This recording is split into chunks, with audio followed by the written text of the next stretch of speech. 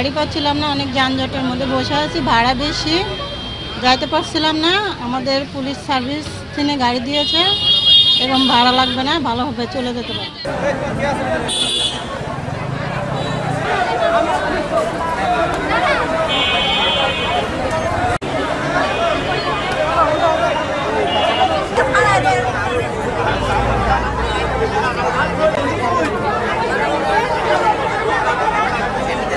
10টা থেকে এখানে বসে আছি নাটোর হরিশপুর বাস কাউন্টারে।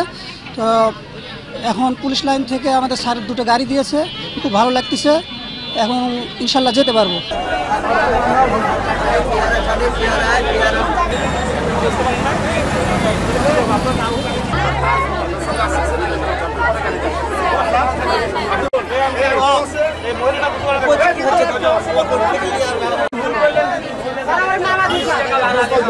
আমরা প্রায় সকাল 8টা নাগাদ গাড়ির জন্য অপেক্ষা করতেছিলাম। অতিরিক্ত ভাড়া এবং গাড়ি না পাওয়ার কারণে আমরা ভোগান্তির মধ্যে পড়ছিলাম। তো বাংলাদেশ পুলিশের পক্ষ থেকে 2টা বাস আমাদেরকে দেওয়া হয়েছে। এখন আমরা আমাদের গন্তব্যস্থলে যেতে পারবো আশা করা যায়। এই জন্য বাংলাদেশ পুলিশকে অসংখ্য ধন্যবাদ।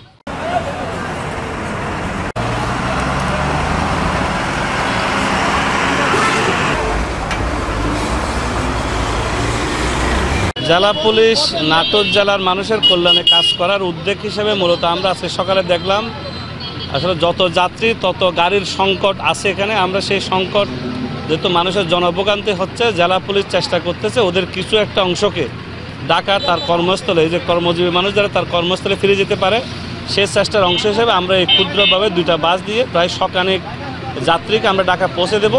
আর যদি সম্ভব হয় আগামীকালও আমরা এই চেষ্টা অব্যাহত রাখবো। কোনো বাড়া নেওয়া হবে না, এটা আমাদের জেলা পুলিশের কল্যাণমূলক কাজের অংশ।